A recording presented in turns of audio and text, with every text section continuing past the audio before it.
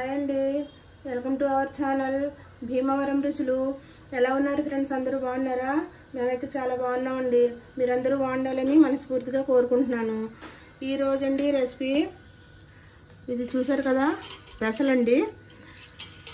ఒక పెద్ద గ్లాస్ పెసలు తీసుకొని పొద్దున్న నానబెట్టి ఉంచాను. అదే గ్లాస్తో 2 గ్లాసులు సన్నబియ్యం అండి. ఇవి కూడా అప్పుడే కడిగి ఉంచాను. ఈ 2 నానాలి. ఆ తర్వాత ఇవ్వండి ఒక 2 ఉల్లిపాయలు సన్నగా తరిగాను, ఒక 4 పచ్చిమిర్చి, ఒక 3 పెద్ద టమాటాలు అండి. ఇవి సన్నగా పీసెస్ కింద చేసుకోవాలి ఇలాగా. ఇవ్వండి పచ్చిరొయ్యలు, ఒక 1/4 కేజీ అండి పచ్చిరొయ్యలు. ఇదిగోండి ఎల్లుల్లిపాయలు అండి, చిన్న చిన్న ముక్కల కింద కోసుకోవాలి. 2 పాయలు అన్నమాట, పెద్ద పాయలు 2 చిన్న ముక్కల కింద కోసాను అన్నమాట. ఇప్పుడు దీంతో మనం ఇవన్నీ ఇంగ్రీడియంట్స్ కలిపి రైస్ చేద్దామండి. గిన్నె పెట్టాను, గిన్నె వేడెక్కింది, ఆయిల్ పోస్తున్నాను. దీంట్లో స్పూన్లు, పెద్ద స్పూన్తో 3 స్పూన్లు ఆయిల్ పోసానండి. దీంట్లో ఇప్పుడు ఇంకేమీ వేసుకోక్కర్లేదండి. ఇంకా ఇలాచీ, దాల్చిన చెక్క ఏమి వేసుకోక్కర్లేదు. డైరెక్ట్గా ఎల్లుల్లిపాయలు, నూనె వేడెక్కింది, ఎల్లుల్లిపాయలు వేస్తున్నాను. వేగాలి బ్రౌన్ కలర్ వచ్చేదాకా. ఈ రైస్ని అరబిక్లో మవూష్ అంటారండి. ఇప్పుడు ఇక్కడైతే ఏమంటారో నాకైతే తెలియదు, మీకు ఎవరికన్నా తెలిస్తే కామెంట్ చేయండి.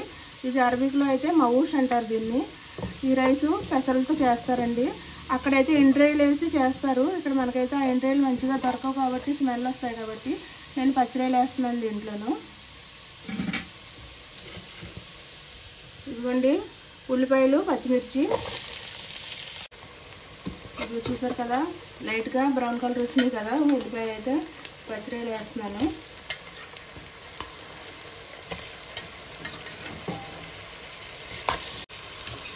ఇది మొత్తం ఫ్రై అవ్వాలి. ఇదిగోండి కొద్దిగా కసూరి మెత్తి, 1 స్పూను ధనియా పౌడర్.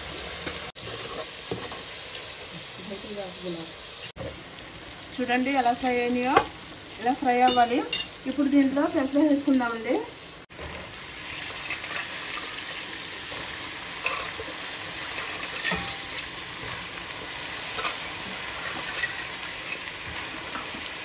ఈ పెసలు వేసుకున్నాక మొత్తం ఒకసారి కలుపుకోవాలి. దాంతోపాటే టమాటా ముక్కలు కూడా ఇప్పుడు వేసేస్తున్నాను.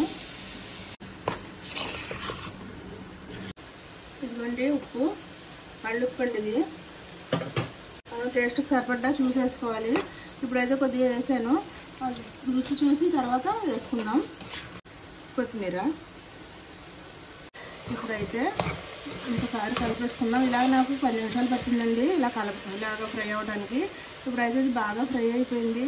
టమాటా పేస్ట్ ప్యాకెట్లు వస్తున్నాయి కదండి, అదైతే టమాటా పేస్ట్ వేసుకుంటే దీంట్లో ఎర్రగా ఉంటుంది రైసు. ఇప్పుడు మనకైతే దొరకలేదండి అది టమాటా పేస్ట్, అందుకు టమాటా ముక్కలే వేసాను దీంట్లో. మరి ఏ కలర్ వస్తుంది చూద్దాం. ఇది దీనికోసం కారం వేస్తున్నాను.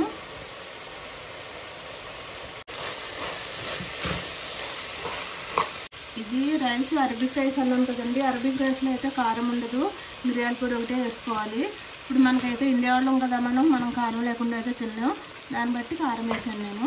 మామూలుగా అయితే ఈ రైస్లో కారం వేసుకోరు, స్పైసీ ఉంటుంది ఈ రైస్, బాగుంటుంది స్మూత్గా అయితే. ఇప్పుడు జీలకర్ర, మిరియాలు నుండి నూరిన పొడి అండి, ఇది కొద్దిగా వేస్తున్నాను. ఇలా ఒకసారి ట్రై చేయండి. ఇంతవరకు మా వీడియో కొత్త వాళ్ళు ఎవరైనా చూస్తుంటే తప్పకుండా సబ్స్క్రైబ్ చేయండి.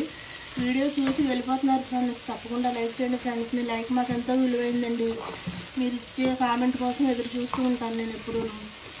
ఇదిగోండి ఇది 2 గ్లాసుల బియ్యం, 1 గ్లాసు పెసలండి. దాన్ని బట్టి ఇదిగో 2 గ్లాసుల బియ్యం, 1 గ్లాసు పెసలకండి 5 గ్లాసులు వాటర్ పోసారండి నేను. ఇది సరిపోతుంది వాటర్ అయితే. ఇది ఒక పొంగు వచ్చి ఉడికిదాకా, కొంచెం పెసలు ఉడకాలి. ఒక పొంగు వచ్చి ఉడికిదాకా మూత పెట్టుకుందాం. దీంట్లో ఉప్పు చూసుకుందామండి, ఇందాక వేసాను కదా ఉప్పు. ఇవ్వండి కొద్దిగా పడుతుంది, పెట్టేద్దామండి.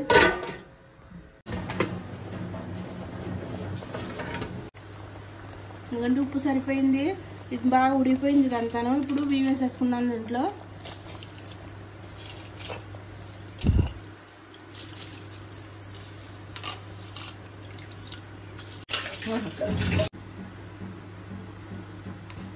ఇదిగోండి ఇలా అయితే వచ్చింది. ఇప్పుడు దాకా చూస్తున్నారు కదా, పెసలు కనిపిస్తున్నాయి. ఈ పెసలు వేసి చేయటం వల్ల రైస్ చాలా కమ్మగా వస్తుంది, చాలా బాగుంటుందండి. ఒకసారి మీరు ఇలా ట్రై చేయండి. కాకపోతే అల్లం వెల్లుల్లిపాయ పేస్ట్ మాత్రం వేయొద్దు. ఎవరు ట్రై చేసినా అల్లం వెల్లుల్లిపాయ పేస్ట్ మాత్రం వేయొద్దు. వెల్లుల్లిపాయ ముక్కలే చిన్న చిన్న ముక్కలు కోసేసుకోవాలి. ఇప్పుడు అల్లం వెల్లుల్లిపాయ పేస్ట్ వేసామనుకోండి, ఇది పలావ్ అయిపోతుంది.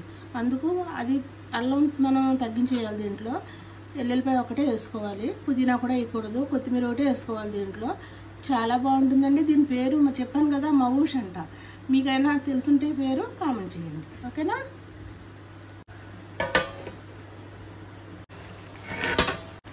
ఇదిగోండి ఒక నిమ్మకాయ దీంట్లో పిండేస్తున్నాను. ఇది పెసరపప్పు పెసలు ఉన్నాయి కాబట్టి నేను ఇప్పుడు పిండుతున్నానండి నిమ్మకాయ. ఇదే కనుక పెసలు లేకపోతే మనం బియ్యం వెంటనే నిమ్మకాయ వేసేసుకోవచ్చు. ఈ పెసలు ఉడుకుతాయో లేదో అన్న డౌట్తో దగ్గరికి వచ్చాక పిండుతున్నాను నిమ్మకాయ నేను.